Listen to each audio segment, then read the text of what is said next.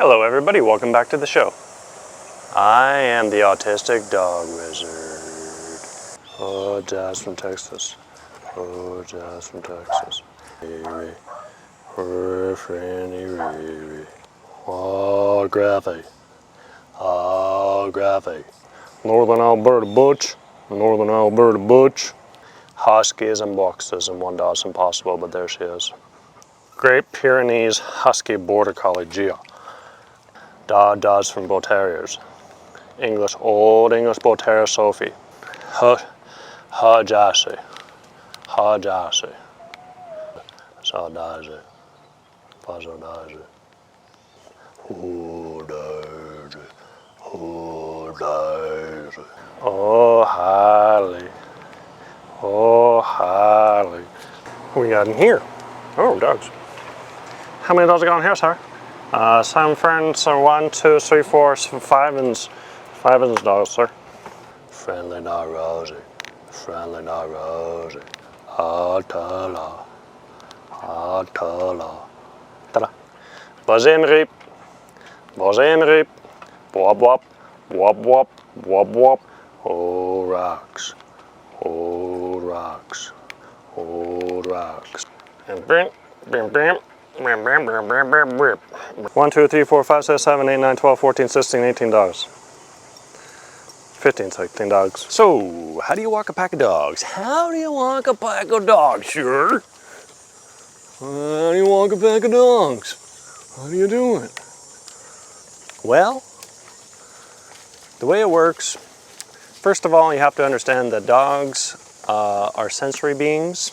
Sensory input is very important to dogs. They don't speak with language like we do, where we do throw a lot of sensory input at each other with sound and eye contact and vision and all that kind of stuff. They sort of are very sensitive to energy, just like autistic people. Autistic people are very sensitive to energy inputs through auditory, visual, and touch. Dogs are exactly the same way. That's kind of, I think, why I understand dogs so well, because I'm very sensitive towards those things as well. So I don't do a lot of talking to the dogs. I know you saw me doing a little petting and touching them, but I don't usually do it that way. I'm kind of just doing it for the show. So first thing you need to do to understand how to walk a pack of dogs is to not throw a lot of sensory input right at them. So I don't look at them too much. I don't talk to them directly very much at all. Even when you saw me talking to them, I was kind of talking to them like a third person, like I was talking about them. I wasn't talking to them. Big difference. Don't talk to the dog. Talk about the dog around them, but don't talk directly to a dog. You try to talk to an autistic kid directly, they ain't gonna like it. Same with dogs. You talk to a dog directly, they might look like they like it, but it's actually adding energy to their body. And what that ends up doing is it ends up making them less social, because the more energy they have in their body, the more dogs go after them. So you're actually setting them up for failure socially if you add too much energy to their body. Anyway, have a great day. I'm just gonna get some walking in here. Do do do do do do do do do do do do do do. Really, what you want to do, instead of adding energy to a dog's body with food in the morning, talking to the dog, and also petting the dog first thing in the morning, you want to wake up with leadership, which means no touch, no talk, no eye contact. Focus on developing a certain sense of energy that is good for dogs, which is a calm, confident, assertive energy, and then always focus on doing the exercise in that same, with that same energy and that same rhythm, and you'll have a lot of success. And most of all, have fun. So learn to have fun with it too. Can you guys do me a favor and just watch the dogs while I go get Ivy? Just make sure they don't fight, okay? Thank you.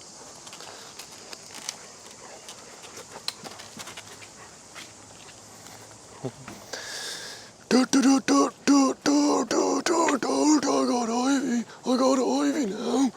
I got Ivy now. Okay, I'm gonna leave the pack here for 2 minutes while I go drop off Jax. So anyway, this is Jax. We're gonna go drop her off. So Jax say first. What's Jax here? Okay, just please watch the dogs so they don't fight, please.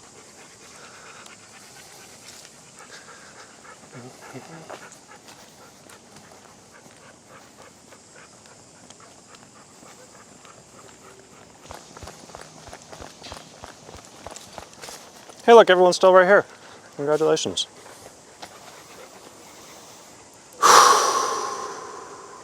Dogs are on this planet for a very specific reason. to poo. So what's the reason why they're on this planet? They're on this planet for three main reasons. I'll see if I can think of what they are. Healing, spiritual growth, and to help humanity elevate its consciousness. Believe it or not, all these things matter to dogs. That's what dogs have done for me. They've allowed me to grow spiritually, consciously, with awareness. To eliminate all the things that I'm doing in my life that are bad for me. Focus on the things that are good for me.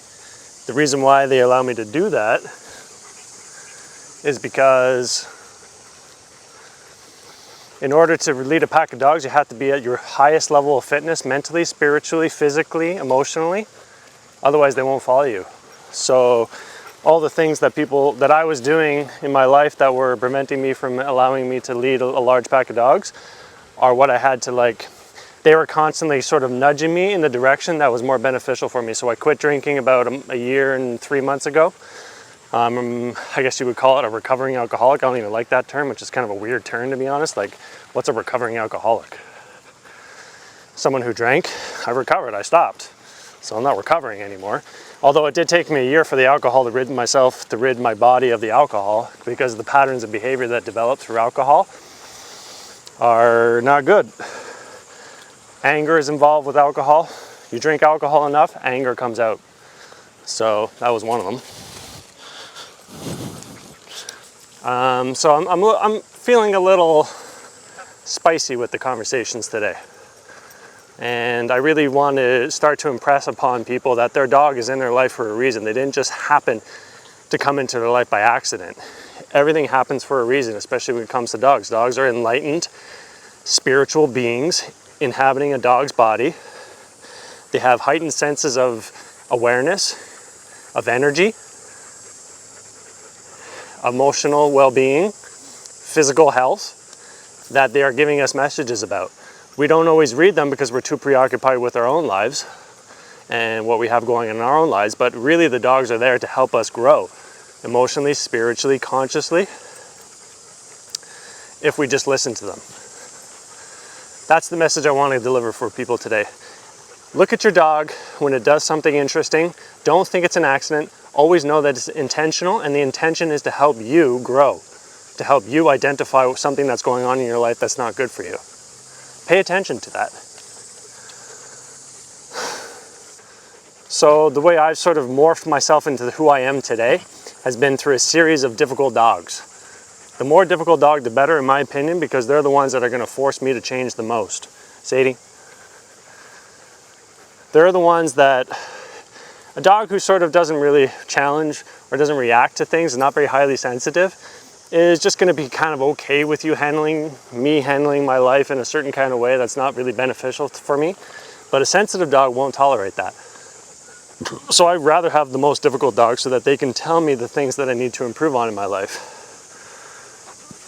Think of your dog that way. Think of your dog as your little spiritual guidance teacher who is mirroring you to give you constant, immediate, honest, loving, unconditional loving, non-judgmental feedback for moment to moment to moment on everything you do. Everything you do, your dog is paying attention to and is giving you feedback on how you're handling that situation, whether you're handling it well or handling it poorly. If your dog acts out, that means you're handling it poorly and there's room to grow. That's what dogs do. Dogs are a very special animal. Don't take them lightly. Don't get rid of them. Rescue dogs in particular are especially good because they have the most enlightened spirit, actually. They're the ones who are most difficult, but they're also the ones who, once you develop that relationship with them, maybe it takes 2 years, maybe it takes 3 years, maybe it takes 4 years. Maybe you need some help, maybe you need someone to come in and give you some guidance on it, but they're the ones who will help you elevate your consciousness and your life to a higher level that you would have never been able to do without that dog. So treat your dog with respect, learn how they communicate. Don't try to communicate them with the way humans communicate. Dogs are more sensory oriented, so they think in terms of sensory information, smells, sights, and hearing. We think of things in terms of abstract thought, words, concepts, beliefs, all that stuff. Dogs don't think that way. They just think in the moment and they rely on their sensory information for how they see the world. Be sensitive towards that. And keep watching the show for lots of information on how to communicate with your dog properly. I'm the Autistic Dog Wizard. Have a great day. Giving the dogs some water. They love swimming. Wish I could make them swim more often because they all love water. Look at them. They love swimming. Yeah.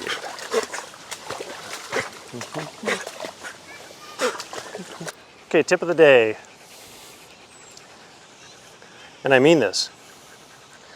Take offense if your dog walks ahead of you. It's offensive. Treat it as someone swearing at you. Treat it as your kid saying, no, I won't do that. Treat it as your kid giving feet, like talking back. Treat it as your kid talking back. Dog walks ahead of you should be offensive. Believe me, it's offensive to me because I understand the importance of it and I know what they're doing. I know what's going on in their mind when they do it. They're being disrespectful when they do it and they know it. Now, caveat, sometimes when dogs have tons of energy, they just can't walk behind. So develop a relationship that's based on them walking behind. And if you realize, and if you see that they're just incapable of walking behind, put a backpack on them, put a weighted backpack on them. Make it physically more challenging. See this? That's disrespectful.